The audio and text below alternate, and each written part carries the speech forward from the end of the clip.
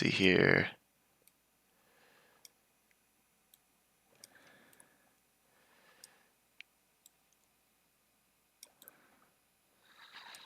So which one's the, hold on.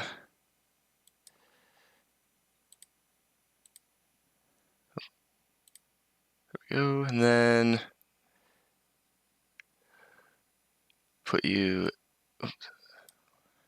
beneath this one right here. And so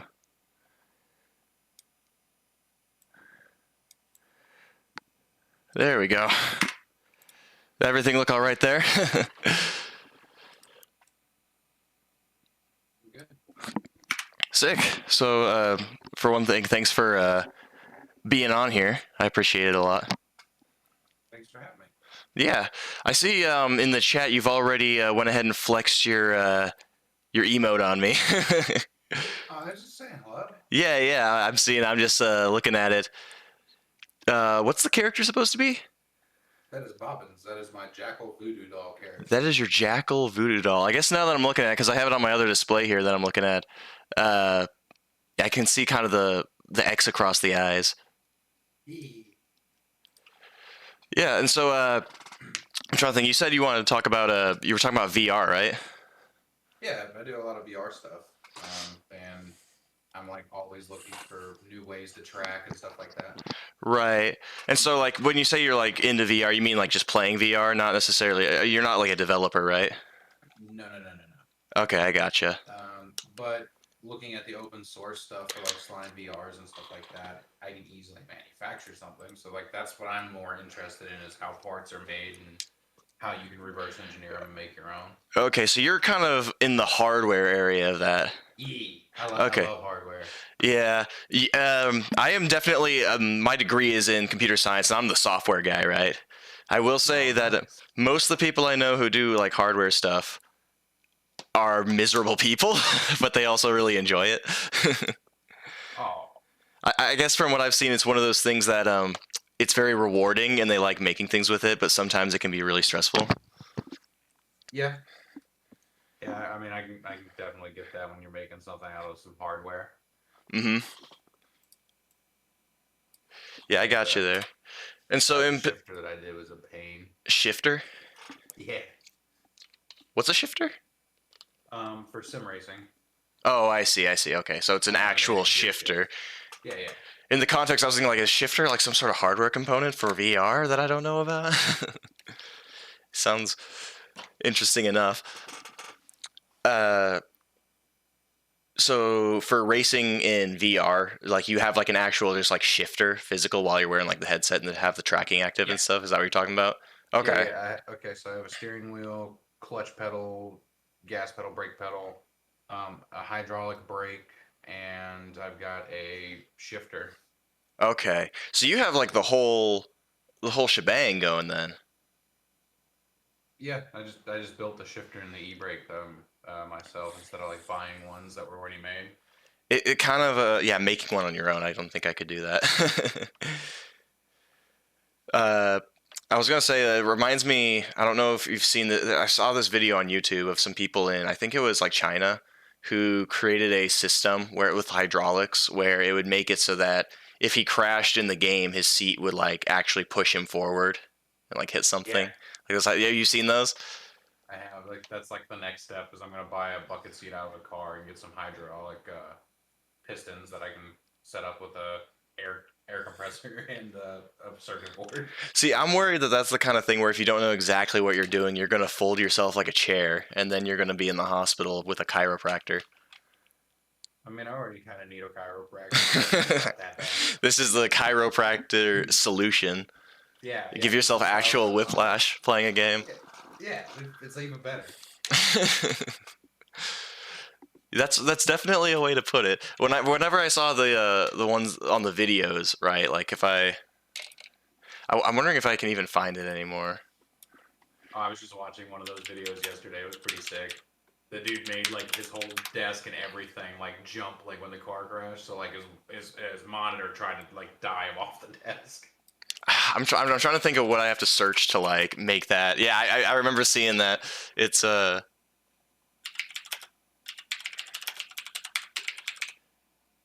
Like I'm trying to think. Sim racing seat DIY. Racing seat DIY.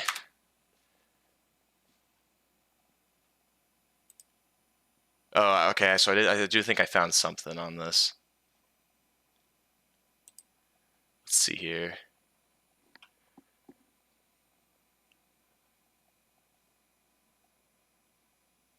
Like if I, all right, let me switch back to this real quick so I can,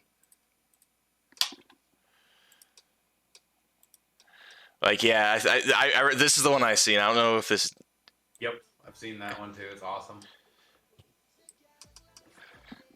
like, I don't know, like, I gotta hand it to people who, who make these peripherals that don't help you in, like, playing the game, but just, like, I see this, like, if this sort of stuff catches on, this could be the next era of game hacking, where you, like, you change your own hardware, Yeah.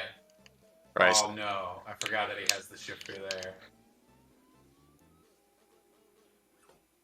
Oh my god, it's still funny the timing on that. I also love how in all of his videos he uses the same crappy monitor. Yep. Well, I mean, if you break one of the monitors, that way you don't want to do it. Right, you don't want to have to drop another 300 on a decent one. He swapped it to another one that he destroyed. Oh my god. This is what I need in my VR. Next peripheral, dude. Like, this is the kind of stuff that out of college I could waste my money on. And then use it like twice. Totally worth it. It's totally worth it. I've used like all the stuff I've gotten so far multiple times. If it's too gimmicky, I don't typically use it very often. Is this the video where he fires like an op in CS? Yeah, yeah. It's the horse. The horse one. Oh my god, I love this one. Future gaming right here. The best part is he's doing this in like a one-room apartment or something. Yeah, this is the one I was talking about where he's firing the AK. I love how he's got the Thanos head. Oh my god. We're already going off on a tangent, but like this is just the first thing that I was reminded of with that. When you mentioned that, yeah.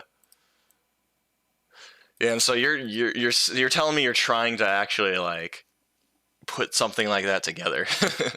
Yeah. That, and like for VR trackers, like the Slime VR ones, like since they're open source, you can like get a list of parts and stuff and make them yourself. Okay. All right, I got you there. I'm trying to think here what I can. Oh, whoa! Whoops, didn't mean to do that. Whoa, where'd you go? Ah, sorry, I had to check something over in the corner off camera real quick. Fair enough. Yeah, I don't know. I can't. There really is a huge divide between the people who handle that sort of like hardware stuff and the people who do software and computer sciences, right? Like, you show me like any sort of circuitry or any sort of like anything like that, or like how hardware is programmed, and I'm just gonna look at you like drooling with my eyes like wandering in different directions. Even if it's like simple stuff like creating a desk out of like cutting wood, right? Oh. That's kind of like whenever my buddy shows me his coding stuff, I kind of like just start drooling because I don't have enough intelligence there. See, I don't know that that's necessarily true because the hardware guys learn a lot of software like principles, but the software guys don't learn any principles of hardware. We just learn more in-depth stuff about the sciencey aspects of computers, and so it's like a hardware person could look at my code and be like, "Oh, I see what you're doing there," but I could look at their hardware and be like, "This looks like it came out of an alien movie." I get what you're saying, but at the same time, like for like how I'm doing hardware stuff, I'm typically following the path that the programmer is already set. So like if there's a program I know is going to work, I'm going to take that program and I'm just going to set it up following those instructions. That's fair, so, yeah. I'm limited. So like when my buddy tells me like he's got a code where he can hack into like iPhones and stuff. And he does like I can't remember what it is, but it's when you do hacking for bounties for the company, so you can show them ethical hacking. That's what it is. Ethical hacking. Yeah, I don't know why companies make such a big deal out of that sort of stuff. We have literal competitions at my university about that, where they'll put you in a chair for like 48 hours off of nothing but like energy drinks and Adderall, just trying to break some sort of security. It's really weird to me. There's good money in it. I guess so. And That like you said, it looks good on a resume, I suppose. yeah. I know my buddy has already like found 5 or 6 different ones. Like one for Amazon. He found one on eBay, and he did several for Facebook just for shits and Mm. giggles. Yeah, that's another thing that kind of separates from computer science and the hardware, right? Like we have a cybersecurity major, which kind of goes into that, which I guess it's still technically software and they still have to learn principles of software, but like they go into more like the cryptography stuff instead of like developing. Yeah. And so that's another thing where it's like I have no idea what I'm looking at. Like even though it is code, like I see that's code and I see what like this specific thing is doing, but as a whole I have no clue how this works. No, I get that. Yeah. So you do software engineering. Yeah, I do software engineering. I technically have a well, it's computer science, and then the specialization is software engineering with game development. Okay, that's dope. Yeah, So I could be talking to the next guy who designs haptics, the programs for haptics. haptics, as in. Oh, haptics are another peripheral you use in VR. Oh, okay, yeah, So like if you play games like crap, what's it called? It's like Super Hot. You know how you yeah, get yeah, shot in Super Hot, or there's another one. There's several VR games. Like I've downloaded a ton of them, and now I right. can't remember like any of them. And so you're talking about like haptic feedback, like Yeah, yeah, physical. haptic feedback. So like Okay, so like where Ready you can Player tell One type directions and stuff. yeah, Okay, yeah. I guess that I mean you could I mean you have to program for that obviously, but there's also a huge hardware into that. I don't know like someone really smart would have to look at that and say, "Oh, we need to use this and this and this to give the feeling of haptic feedback that's energy efficient and whatnot." What my job would be, they would hand that stuff to me once they figured out the technology and say, "Hey, I need you to write code that says, hey, give feedback whenever this happens, right? Or write a tool and like so that works in any engine, right? You can just apply it. Like if anyone wants to program for it, they have these open source things where they can use the methods and the functions to make something happen without them having to understand it at a level that I do if I wrote it, right? yeah, yeah. So like what I was thinking is like if you were to write haptic Mm-hmm. and like there is enough open source, like there's enough people that have reverse engineered it. Cause like there's controllers on Xbox that vibrate to the direction you got shot from. Yeah, is that reverse engineering or do they have actual access of like to those tools as You developers, actually right? the developers do have access to them, but then there's a ton of people like me and people who just like gaming and modifying codes to games. Like Mm-hmm. I want to say hackers, but it's not. It's modding. Mm-hmm. Like people who just want to make something better. Uh-huh. They can go into the code and find what's doing it. Yeah, you can call that data mining, right? Yeah, yeah, data mining. Now, what I'm saying is technically, there are a couple ways you can develop for that sort of stuff. If you don't get the source code, you can still provide developers with ways to interact with like the API and the whatnot. Or you could just give the source code and say, hey, we're not going to do this, but you can, because we gave you the source code, you can write your own like methods that allow you to do certain things with this hardware. I don't know if it's as popular with hardware because I think that can like cause issues if you make it do something specific. I don't know. I've never developed for hardware before, but like there are limitations that need to be put in place. Like I guess a bad example would be like a PlayStation controller. Imagine if a developer was given full access to like what you can do with that, and like you could make it vibrate so hard that it destroys the inner like the motor destroys parts of the components on the inside, for example. Oh yeah, yeah. I mean, I can see that. Yeah, so But hardware more usually, so than software, there needs to be limitations put on kind of the tertiary operators, so like people who are developing the games. hmm.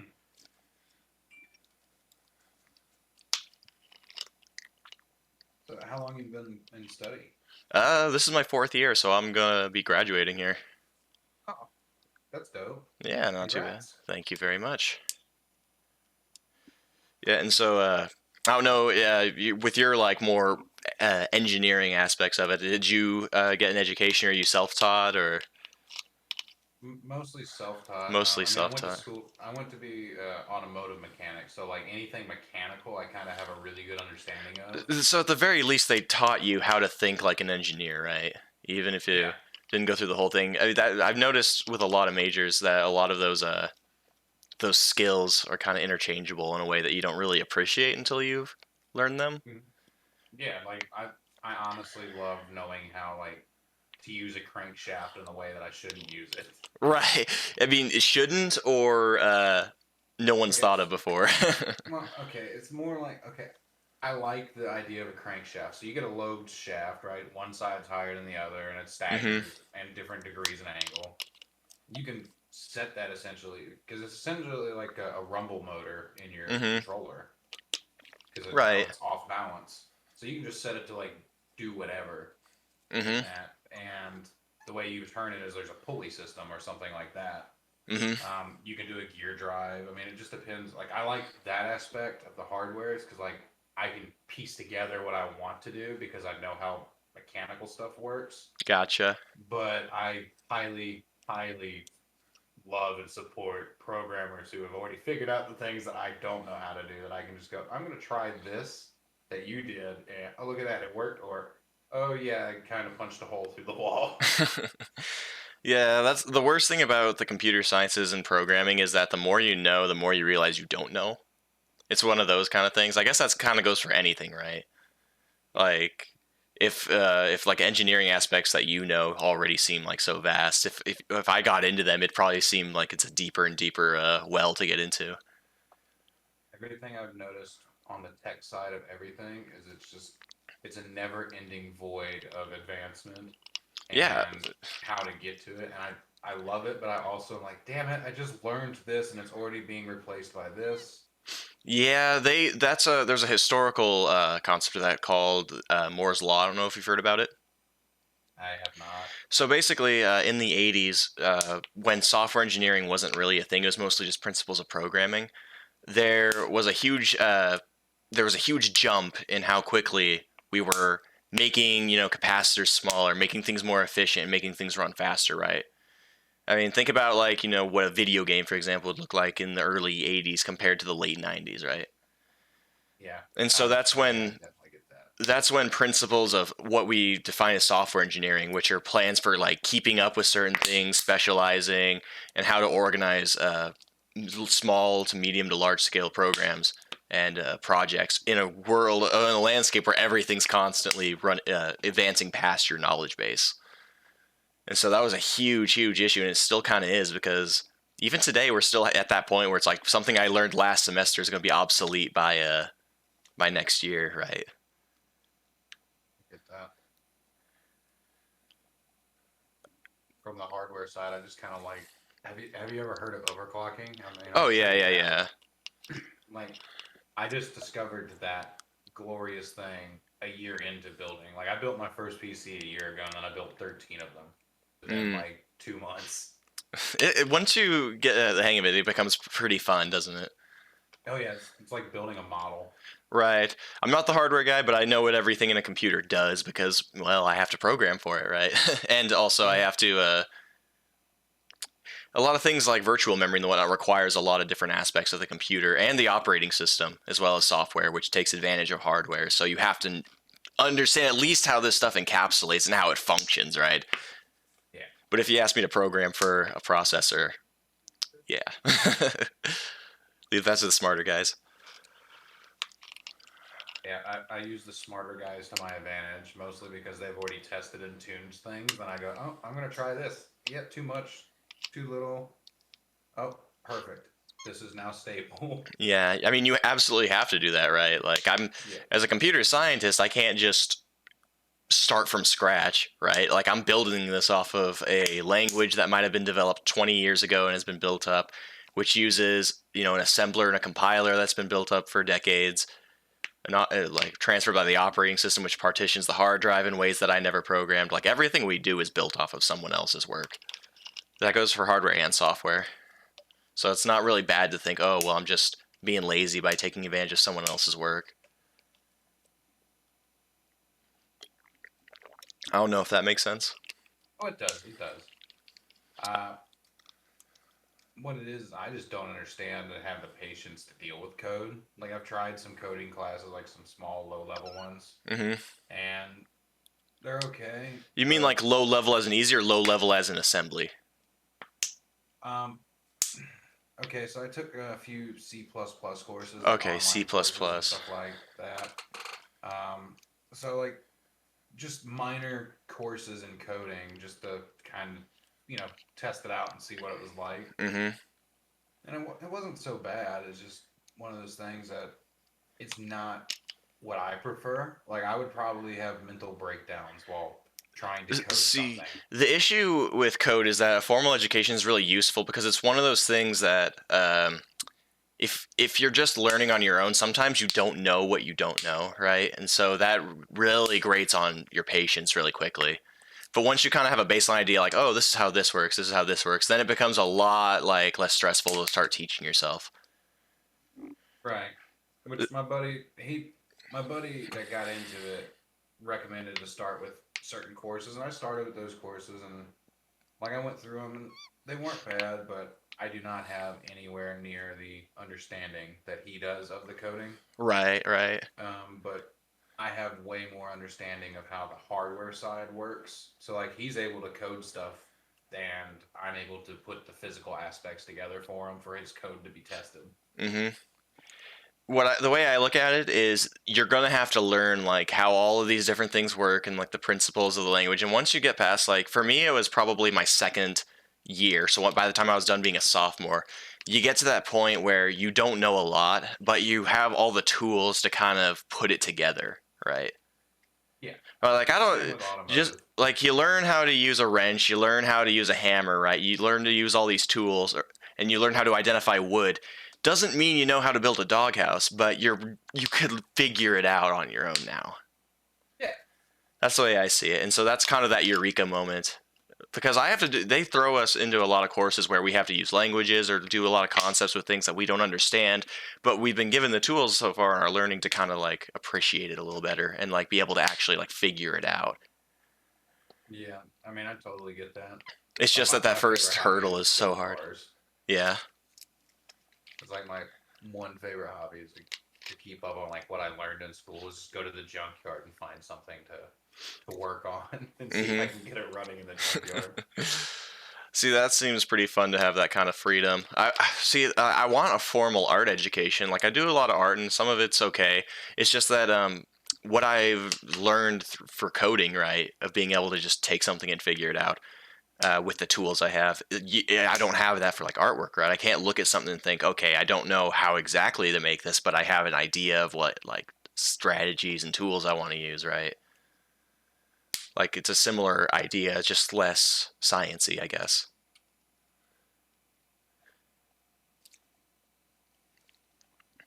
And so, yeah, like what you do with the cars as well. I mean, I'm sure that when you were doing those, it had to have been a similar kind of a Um, frustration period. oh yeah, yeah. So I started working on cars when I was 7. Mm-hmm. So like when I finally went to tech school, I had graduated high school, worked in the field for like 2 or 3 years, Mm-hmm. just trying to make some money and save up for school. Gotcha. Went to school, and like by the time I went to school, like I learned on carbureted engines and stuff like that. So I had no idea what fuel injection is or how the computer worked to tell it this is how much pulse width you need for the fuel to be going. This is how many millivolts are going there. Blah blah Mm-hmm. blah. So like I learned like automotive stuff, like how the coding works in the computers on the cars, Uh-huh. and it's just that amazes me on how it's working. But like I took courses on how to code car computers, Okay. so like I can tell a car to do things it shouldn't do with Right. like the right tools. So Um, that falls under programming for sure. But I guess are you just do you can you explain like how like a little more depth to how the programming itself works, like like the steps you would take to program something with a vehicle like that? yeah, so the computer is hardware. Mm-hmm. Inside of that computer is a bunch of different chips, and Mm-hmm. they're called EPROMs. Gotcha. Did I You not? take that EPROM and you hook it into a computer using an adapter, Mm-hmm. and you can actually there's a program, and I don't have the tools with me here for me to actually pull it up and like show you or tell you, but there's a program on my work laptop that I can open up, and whenever I open it, I can tell it what EEPROM is there, and then I have a bunch of code options. Mm-hmm. So I can select which code for what application on the vehicle I have. So like if I have fuel injectors, I can select that, and it's like a number code, like a sequence of five, I think. Mm-hmm. And each one of those is for what it has, and you just tell it what it's got. And once you've loaded it on there, you essentially burn the prom, Mm. and like it stamps in the code onto that prom chip, and then you take that chip and you put it back into the computer of the car, and you can solder it in and mount it how it's got to be mounted. Mm-hmm. So the coding is essentially I'm using a software that somebody else developed, Mm-hmm. but I can tell that chip what I want it to be. So I can take a 350 Chevrolet engine, like the V8 engine, and put it into a four-cylinder car if I have the right EEPROM to go into the correct computer for it. You Which could put it in my Ford Focus, my crappy Ford Focus. yeah, you could totally do that with the right equipment. You can do pretty much anything with cars, which is why I like hardware so much. Because if you can figure out how to put it together, you put it together. Yeah, as someone who's not a hardware guy, it just feels like it'd be more difficult to make everything universal with hardware compared to like software, right?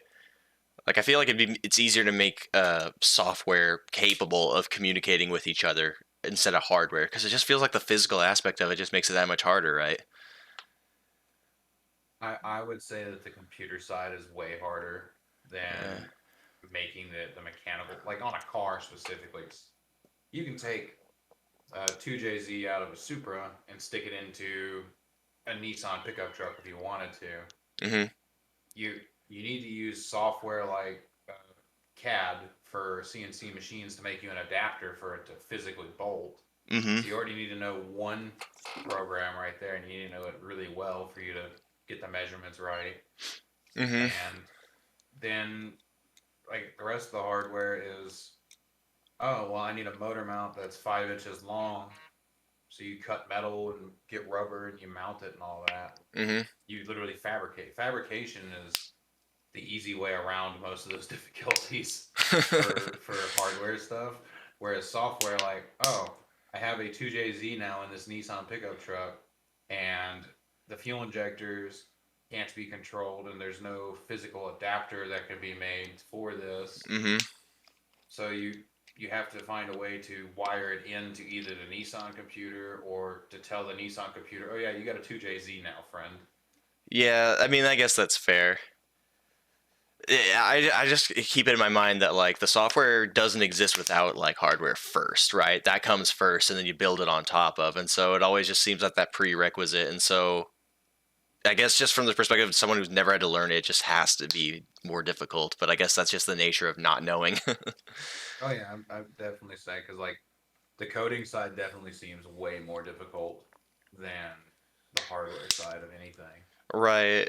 I mean, at least I don't have to put down like with software. There's no what's the word I'm looking for? You don't have to produce anything. You don't have to like pay to have something made, right? Like if I want to program uh if I want to work with a microprocessor, right, then I'm going to need a lot of tools to work with that thing. I'm going to need the breadbox, I'm going to need the processor, I'm going to need all the things to put it together. But with software, you don't really need that at that point, right? Like, as long as you have your computer, you're kind of good. Yeah, and the more powerful that computer is, the better off you are at doing it. Yeah, And that's something that kind of amazes me because I built my computer right before the GPU shortage. yeah, lucky you.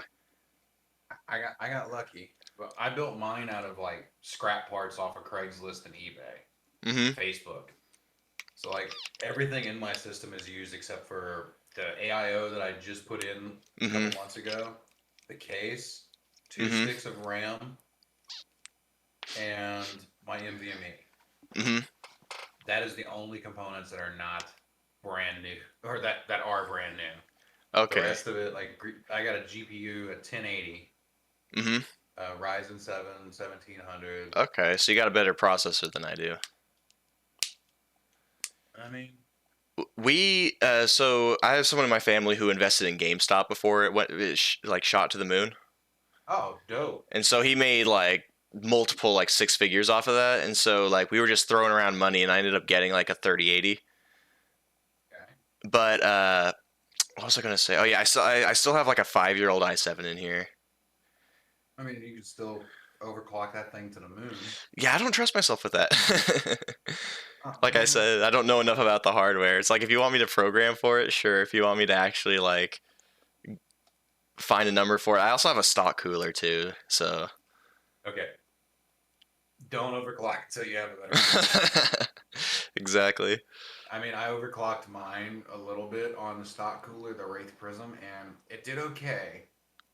But once it started getting a little toasty in there, it was a little angry at me. So I had an unstable overclock because Hmm. of the AI not having an AIO. But now I'm like 2 or 3 points higher than I was on that.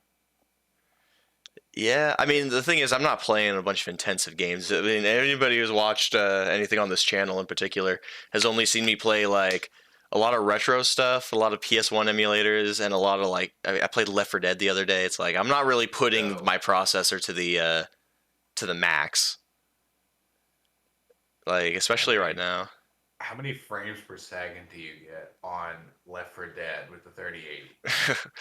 I need to know. 144, Dope. Okay, full so 144. Yeah.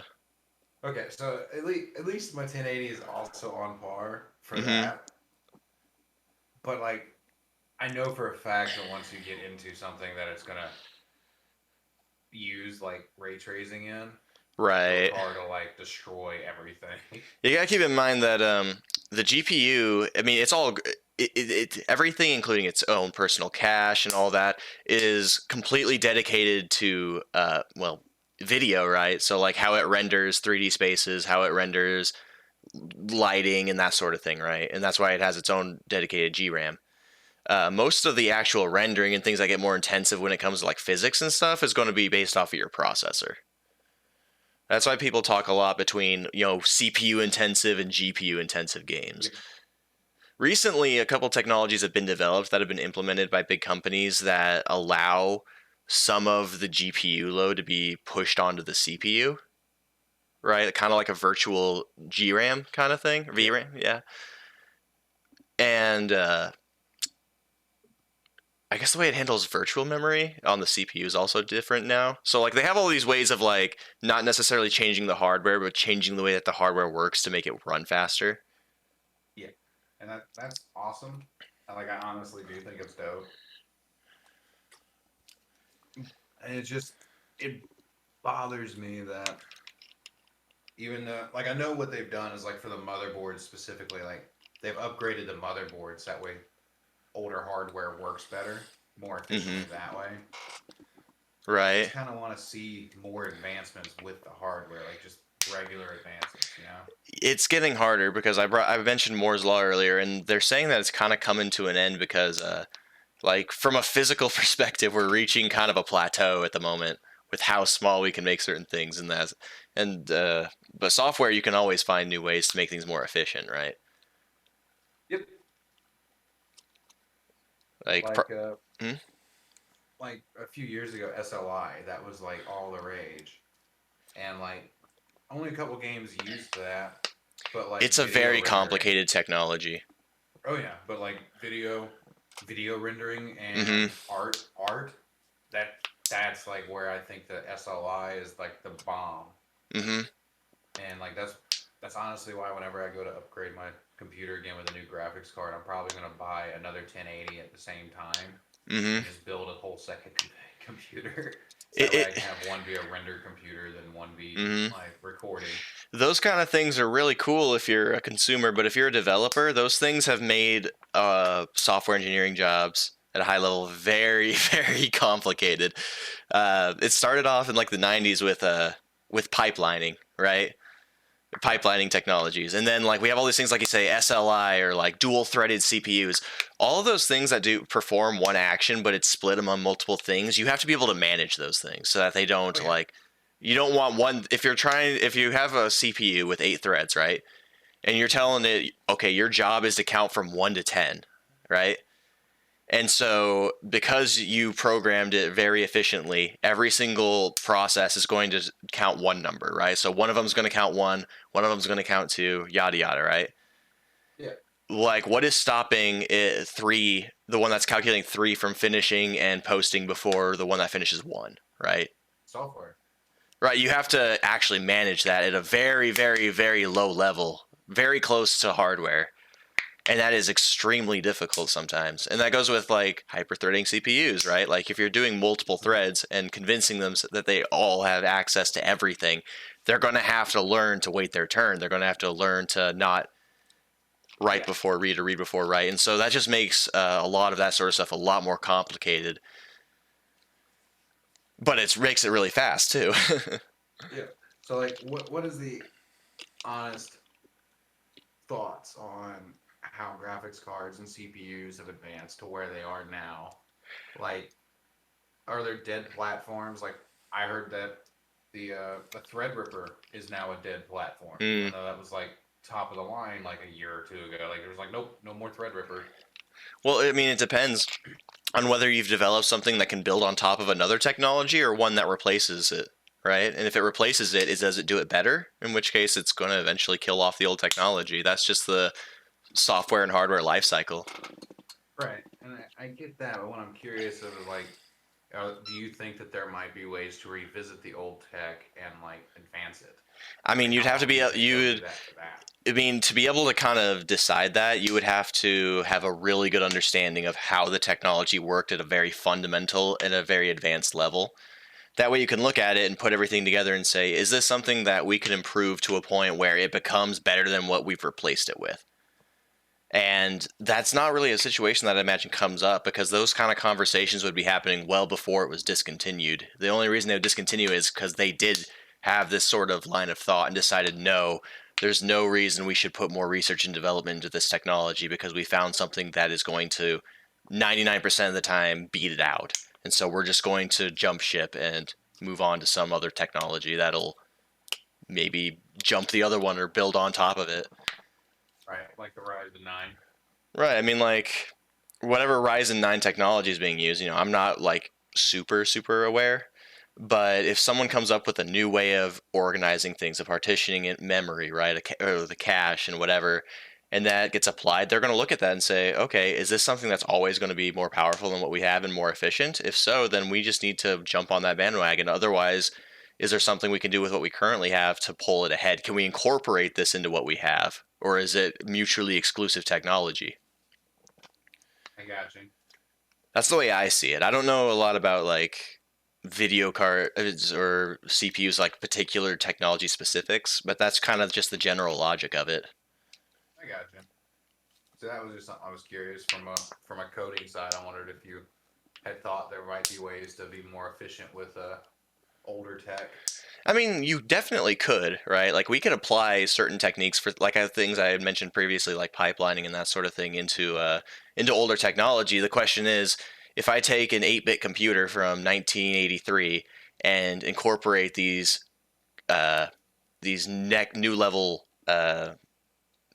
software technologies, organization, and principles of programming, who is going to buy this 8-bit computer anyway just because it's more efficient, right? Those things aren't, no one's using them. It's still not going to be nearly as fast as newer systems, right? And Yeah, so I so from wasn't thinking about like a consumer version. I was more mhm. it was more of a hobbyist Oh, I uh, see. type In question. that case, then it's always possible to make it more efficient. It's just going to be extremely time consuming and probably very frustrating to do by yourself, especially. Okay, well, I mean that was kind of like what I was wanting because like I figured you have a pretty serious interest in coding Right. because you went to school for it, just like Hmm.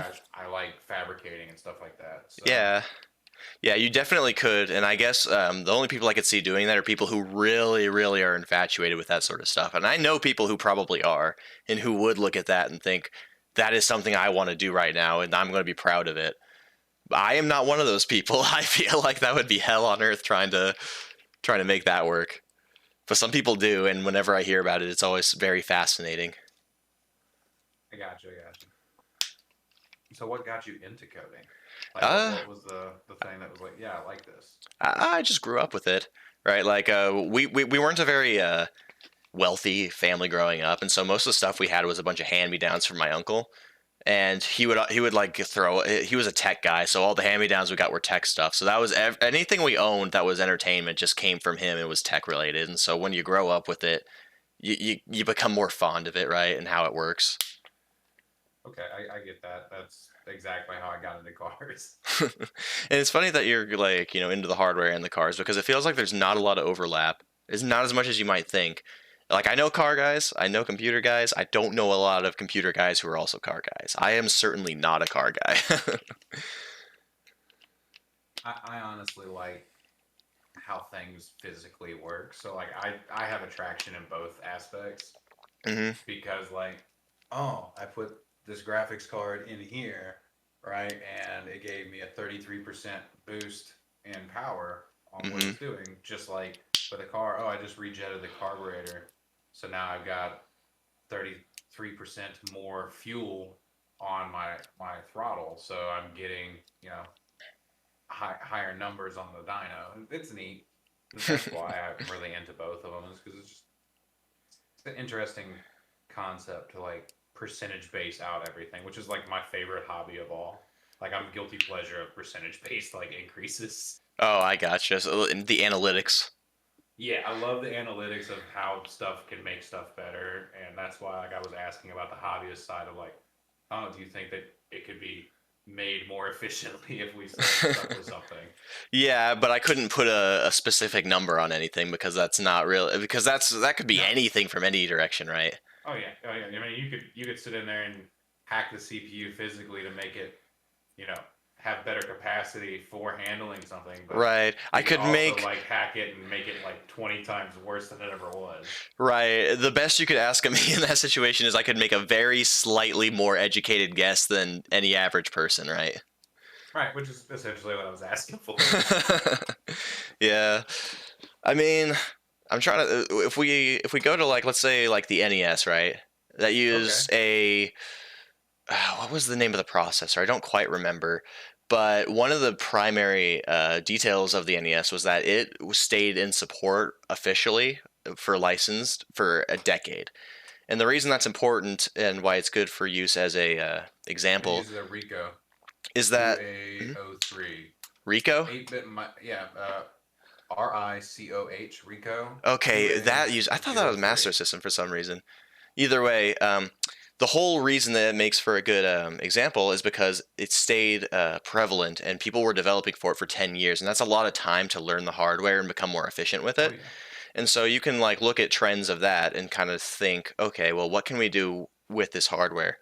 The processor was not capable of any sort of pipelining, right? It was completely first come, first serve. So you couldn't Mhm. change that. That was at a hardware level.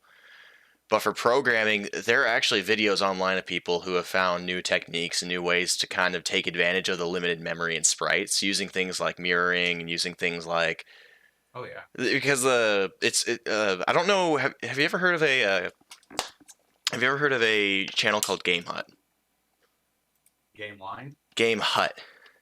Oh yeah, yeah. I've heard of Game Hut. Yeah, that's that is run by the original CEO of Traveler's Tales, who make like the Lego games. He did Sonic 3D Blast. He did a lot of Genesis development, and he goes into a lot of like hindsight, like, oh, with what we know now, this is how we could have improved um, when we developed this, and this is how we got around this, and this is how we took advantage of the hardware. And he gives a kind of a good idea, not so much into the insight of how much more could be done to take advantage of the hardware, but it kind of gives you an insight into how you can like make an educated guess on, oh, well, this makes me think based off of this you could do this and this and this with the hardware if you Right. understand some of his more technical things like when he does actual assembly programming. Oh yeah. That's He awesome, is and very that's a insightful. good that's a very good like point there. I hadn't even thought about like Game Hut in like 2 or 3 years. Yeah, looking back, somebody who learned how to develop for assembly like I did now would probably be able to implement some better techniques for it than people who actually had to learn as it was a relevant technology. Right? That's where hindsight comes in. Yeah. But when it comes to things that we've developed since then, like how the operating system communicates with the processor and all the hardware, and how it like organizes information, you can't really change that on those older systems because it's embedded into the hardware. Yeah, That's you have to change the hardware to be able to right. upgrade them. That's why you can't get decent ray tracing on non-RTX cards, for example, is because they actually have like the way that it's interacting with the hardware is built into the hardware itself. Yeah. Yeah, it always gets technical talking about these things because they don't teach you anything about computers beyond the surface level in schools, right? Yeah. I, I I mean, I guess you can that's take automotive courses, right, in high school, but I just remember, no, not everyone's an artist, but everyone took art. Not everyone's a historian, but you had to take history, you had to take civics, right? Never anything with programming. It was always yeah. an optional thing, and so I guess that kind of adds to the magic of it. Yeah, and see, like, okay, I went to high school in Alabama, so like our computer stuff was mostly. Does Alabama have internet yet? Oh yeah, we have internet. As of last year, we had gigabyte speeds. Mm. We didn't have I a. didn't have, I didn't have those where I lived because it was only limited to certain areas. Hmm. Yeah, we didn't have Alabama education, but we had middle of a cornfield in Nebraska education. Oh, So not that much you better. you you say that funny. I moved to Nebraska from Alabama. Really? Yeah, I'm living here in Nebraska. Well, I have no intention of moving to Alabama, so. Oh, fair enough. Fair enough. I'm just saying, like, my coding classes in school were me hacking stuff. I just Right. figured out how like blockers worked, and like I worked to break them by using reverse engineering tactics that I learned. So like that was how I learned anything with computers other than how to type. Like we had typing classes and courses. Hmm. We didn't have like coding as options for stuff for school. Gotcha. We didn't either. We had like typing courses and like how to use Microsoft Excel or like Office products and that sort of thing. But we didn't have any like actual programming courses, which kind of Right. sucked because it meant I was basically going in blind when I started university. I get that. We didn't have auto shop at school either. Mm. We had agriculture classes, We had as they're called. agriculture as well in my high So like school. they were like, yeah, you can go learn how to raise fish, and you can also learn how to weld in the same class. Mm. So I liked the welding aspect, did not like the fish aspect. Gotcha. I wasn't part of any of those like farming or like animal taking courses, but it was right outside the science room, which I spent a lot of time in high school. So I would like right before the bell rang, I would just like go out and I would go see the chickens. Gotcha. It sounds stupid, but it was a very nice break from the craziness of like like midterms, for example. No, I totally get that. I grew peppers. You grew peppers? Yeah, like I grew shit tons of peppers back home. You could probably guess what we were growing. Corn. Oh yeah. Yeah, I heard about corn, and since I've gotten here, I haven't seen corn. I've just seen the fields that corn used to be. Well, you need to go further south then. You need to like get out of like I mean, I guess it depends on where you are because as somebody who lives in the city, the only places that exist to me in Nebraska are Omaha, Lincoln, and a Oh, few smaller dang. cities and stuff. So basically, there's like one strip on the very right side of Yeah, Nebraska. Anything else is just no man's land. yeah. So like I live in that strip. Yeah, me, Like I live in I that live in strip that. too. Nice.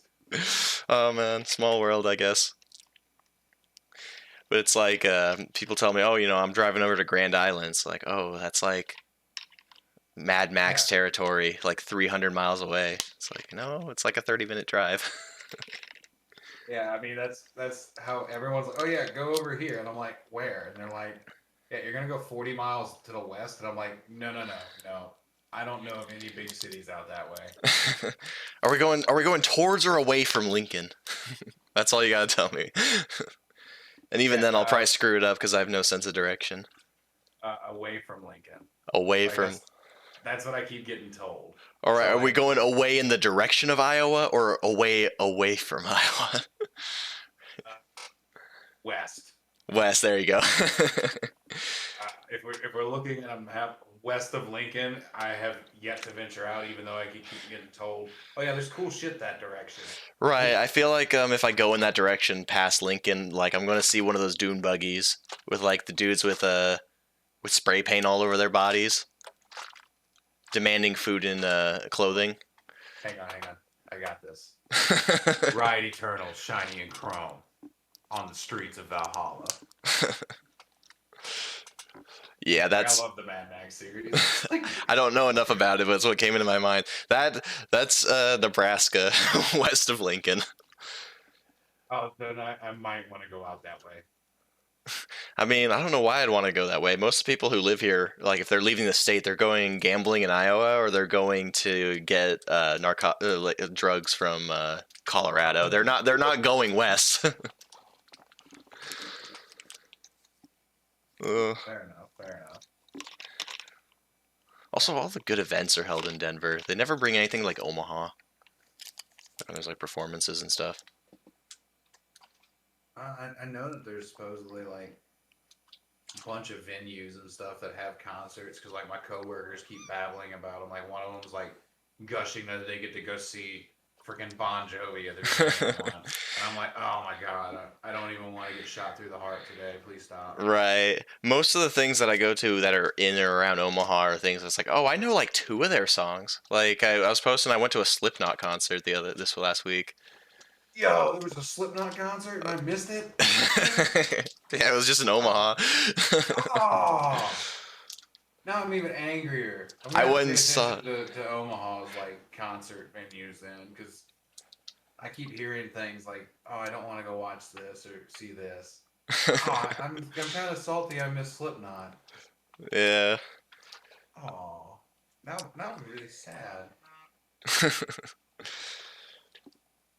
It was very loud. The venue was so small for how like loud it was.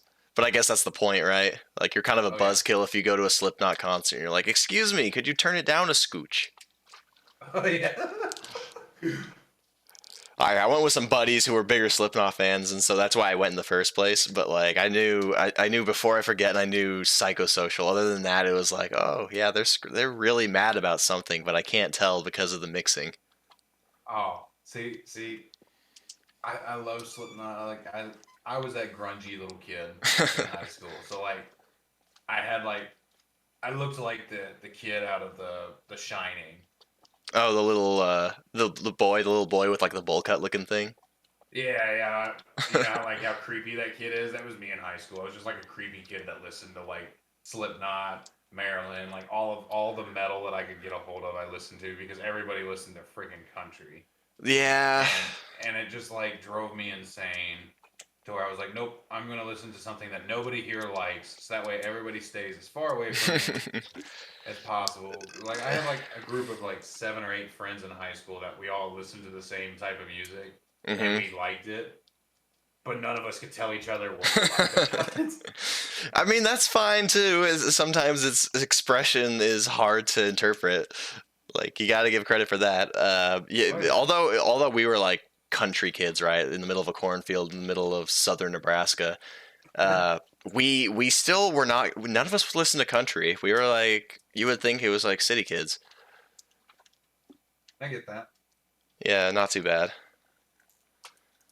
So, I mean, you probably would have a group of people that would be like, "Oh, you're listening to Slipknot, dude? Did you hear about their new like album coming out or whatever metalheads say?" Pretty much. Yeah, everyone was way edgy. Like, why are you throwing gang signs? There are cows outside.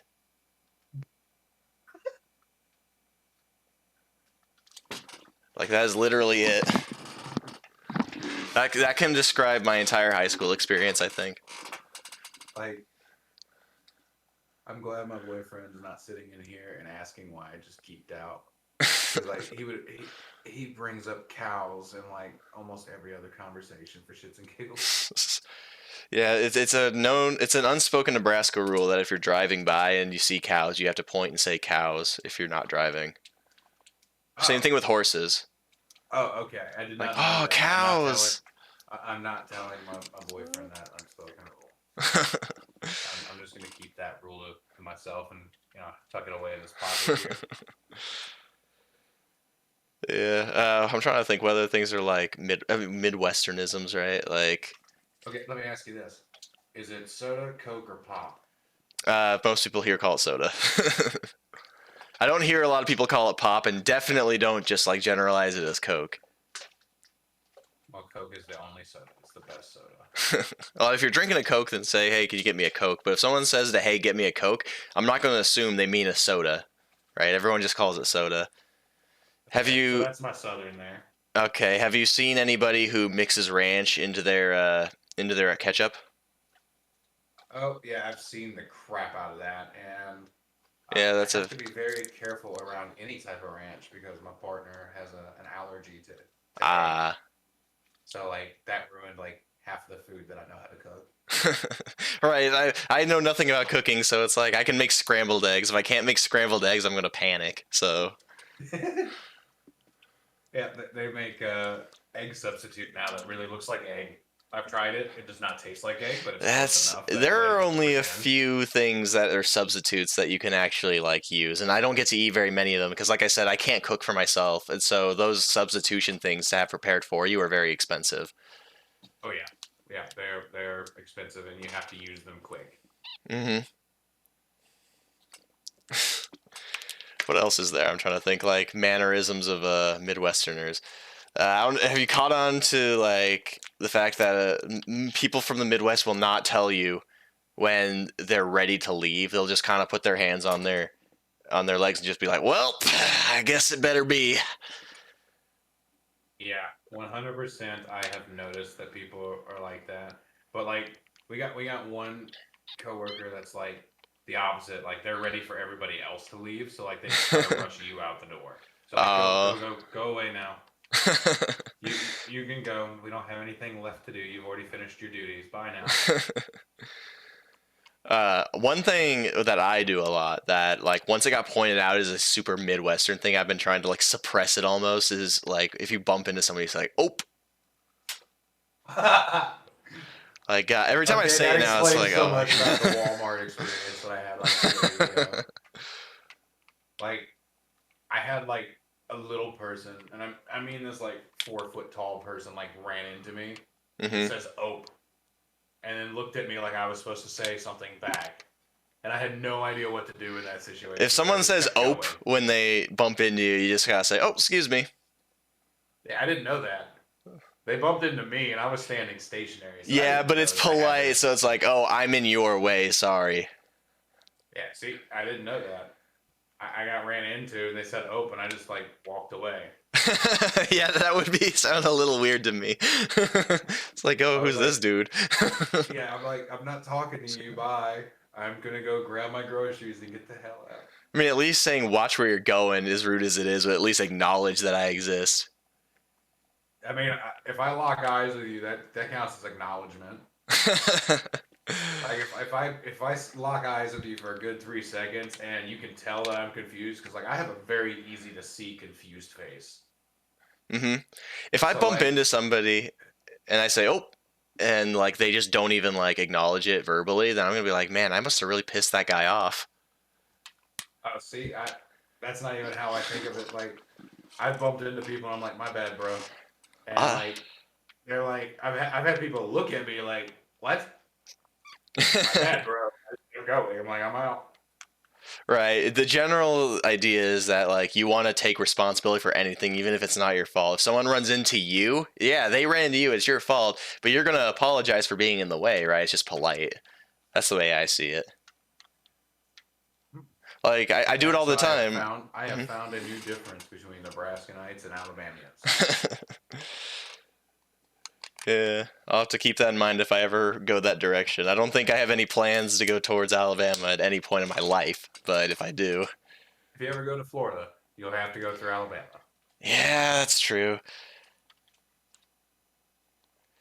But Alabama pretty much has Florida on ransom right now for anybody else in the country. You have to come through us and say hello and howdy y'all at least once. Yeah, but then you have to go to Florida too. I think I don't know which one I'd Ah, rather not be. At least Florida right man is now. cool. Florida man is cool to see in its natural habitat. I will say that. It's like a monkey in a cage, man, or a gorilla in a cage. Like it's fun to look at, but if you get put in that cage, it's a whole different story. It's not so funny anymore. I I thought it was funny when I went to Florida and got to see Florida man in person. It was cool. Fair enough. If I went to Florida, at the very least, I would want to see the Florida man. Like I there will let he you know, is. Florida man is most definitely a wild animal who can change shape and size pretty Florida quickly. man isn't a person; it's a state of mind that you can achieve. Oh yeah, yeah, 100%. Trying to think, yeah, Florida. I mean, they're kind of stuck with COVID right now, and also, yeah, I feel like doing all the things you would want to do in Florida seems really expensive to me. Yeah, the only cheap thing is just to go onto the beach.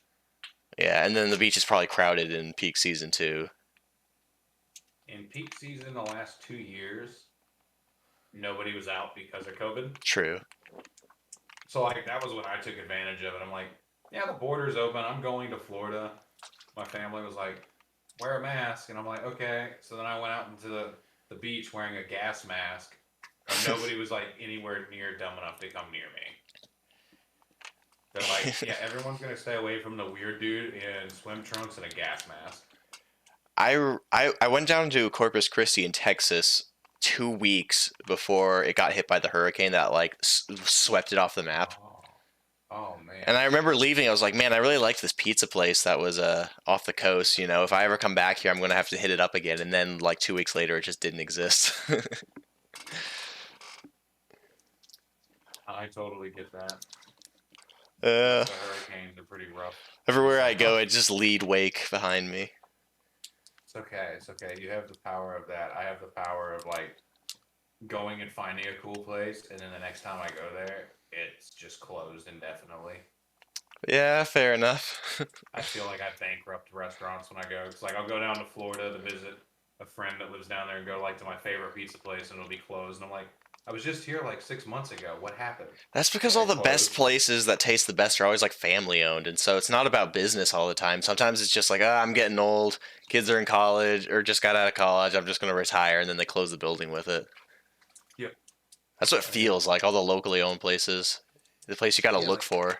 everything that I see that's locally owned up here, I'm like worried. Right. I'm worried Meanwhile, that I'm gonna go try something that's locally owned and like I'm gonna love it and want to just eat it all the time, and then I'm gonna find that it's closed. right, and then meanwhile, if Warren Buffett decides he wants to step down and never enter the public eye again, I'm still gonna get to go to Dairy Queen next week, right? I hope so. Yeah, I hope so. Uh, As someone who worked there, I do not agree with that statement. okay. I Dairy Queen for me was something that I enjoyed as a little kid. So like when I get to go back to Dairy Queen, it's not often that I do, Mm-hmm. but when I do, I always want the damn butterscotch dipped ice cream cone. Mm. And then, That was my jam as a kid, and then the Dairy Queen that I had when I was a little kid closed. uh, So it was like, the only good place in town for ice cream. that makes me think though. Another like not just Midwesternism, but almost a complete Nebraska exclusive. Have you had a Runza? Yes, I went to Runza. I've had two or three of them, Okay. like from different places. What do you I think of the like them. Runza? You like them? I like them, but I'm also confused on why it looked like a wrap, but it was like a piece of sub bread that was cut and just stuffed with like onion and Swiss I don't know, or but it tastes mushroom and good. Swiss. I get the cheese Runzas right, and they do the thing where if the temperature goes below zero, then for every point below zero, they take off of the Runza. So like if it's What? cold enough, Oh, they also do Husker things where like if the Huskers get a sack or something, they have a deal. okay. Now I'm like extremely. I'm gonna go for the Huskers. I don't know anything about them, but I want them to win. I'm not a big Unless they're sports going guy against either, Alabama. but I will keep Unless they're track going of. against Alabama. Is Alabama Big Ten? I I know Alabama is like the best team in the SEC. I don't know anything about football, so I don't even know if we're like in the same. No, we're not in the same bracket at all Okay, unless we okay. go like somewhere national. I think that's the only time is if there's a national championship. Man, you had to look up what a Runza is. It's so weird to me that people like don't experience Runza, and I have to remind myself that it's a local thing. It's like I was talking the other day about how like people in New York call hot dogs a glizzy. Whoa. Yeah, I thought that was just a meme. That's why like my Charizard and my Nuzlocke was called Glizzard. Glizzard. I thought it was a meme too, but apparently that's a real thing. And I was thinking to myself, like, if I stop by like a pizza, I'm sorry, a hot dog vendor. If I stop by a hot dog vendor and I get a hot dog, I'm walking down the street and somebody who recognizes me, like, bumps his friend and said, "Hey, yo, Cobalt got the glizzy." I'm not going to think that they're talking about a hot dog. I'm not either. I mean, I honestly thought it was a meme. Yeah. No, they call it that. Same thing with cannolis, right? It's like I didn't realize cannolis were such a big deal in New York City. I don't know what a cannoli is. It's like a bunch of cream put in the middle of a of like a shell, I suppose. Okay, now I have more questions I don't know that either. might I help have me. just as many as you. Do not let me like sound like I know what I'm talking about. I just heard it. I was like cannoli. It looks like a dessert of some kind. Man, Oh is man. Kratzel telling me to kick the person at Walmart in the shins that ran into me? Can you even kick that low? I don't Like at know. 4 feet, you could probably just punt him. Probably, but I mean, I'm a little worried about little people. Little people are fast. Yeah, that's fair. God, now I'm hungry for a Runza. At some point, I'm gonna have to like grab a Runza, and I'll just have to like have video. Like this is what a Runza is, and this is what happens when you take a bite of it. This is the gooey. It's not gooey, but like if you get a Tell cheese me, Runza, the Runza unboxing for everybody who isn't in Midwest Nebraska. They have good chicken strips too. my parents are trying to come visit me in July, right? I'm like, okay, you guys can, and they're like, oh, I'm looking up all these cool places to go eat, and I'm like, I live here now, and I haven't even looked up all the cool places to go eat. Yeah. So like, I know of Runza, so I'm gonna take them to Runza because I know they don't have it, and I've seen a couple other things that are just oddball that I've never seen before that I kind of want to go check out, but I'm also worried that if I go check them out, then I'm gonna like be disappointed. Does that Yeah, I make any mean, sense? I wouldn't try to hype it up too much. But like if I hold on, if I open this up real quick, because not everybody is gonna want to like. Oh, I brought everybody Oh into the void with me. wait, yeah. Where did I just yeah? Where did I open the void? That's my fault. I'm pretty good at the void. Ah yes. I mean, it just accentuates my neon colors. That's why I'm so good at the void. How? Oh, my overlay moved. That's what happened. Here, let me Control Z. Control Z. If I do it enough times, eventually, yeah, there we go. So Oh, look at like, that! yeah, Bam! there's your. If I zoom in on it, that's your Runza. This is what a Runza looks like. For those of you who don't Hey, it's know. in a box. Yeah, the fry. Now that I think about it, the fries at Runza are really good too. But like, yeah, see, this is making Fries me are really dope. hungry. This is the cheese Runza. This is the one that I get whenever I go there. They have one right next to the UNO, the University of Omaha, where I take classes, and so I would like walk to Runza from class because they had it Nice. next to a gas station just because I wanted this. Very, very good. I get the mushroom and Swiss. That's the one that I like. I'm not a mushroom guy. Seems So, like a lot of people don't like mushrooms. yeah, I don't Like a know. lot of the people I've met up here are like, no, I don't eat mushrooms. I'm like, what? I, I've never noticed anything about that. I mean, mushrooms are. I know people who like mushrooms. I wouldn't think that was kind of a Midwest thing. I would think that was more of just a preference. Fair enough. I just don't know. Like, I know I entered the chili cook-off for my work, and I warned the people that had the chili cook-off that mine was like really hot. Like mine is like 500,000 Scoville units less than Oh, base, hmm. Oh, what happened to you? and they Oh, put two flames. whoops. There we go. Like they marked mine with two flames with somebody who used just paprika and stuff in their chili, Mm-hmm. and I felt really, really bad whenever three of the mechanics like took big bites of my stuff and went steaming red. Like they were dying, and I was like, oh, I murdered people that I'm supposed to make friends with. Gotcha. Uh oh. Yeah, yeah. I'm checking something. I'm checking time really quick. I think we are running pretty late on time for the cast. Loose me in the hot dog bun that wasn't split open. Okay, how dare you? First I off, mean, like you are literally that's insulting my entire culture, which is cornfield and Runza, basically. man. I kind of agree, man. I'm not gonna lie. That's what it looks like to me. But Yo, it's good. It's delicious.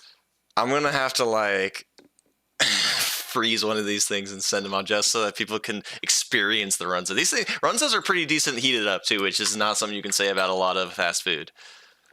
That's true. Yeah, it does look like we're running on the what time is it? Hour and 26 minutes minus that. Yeah, okay. So I will say, yeah, thank you so much for being on here. This was really insightful for a lot of reasons.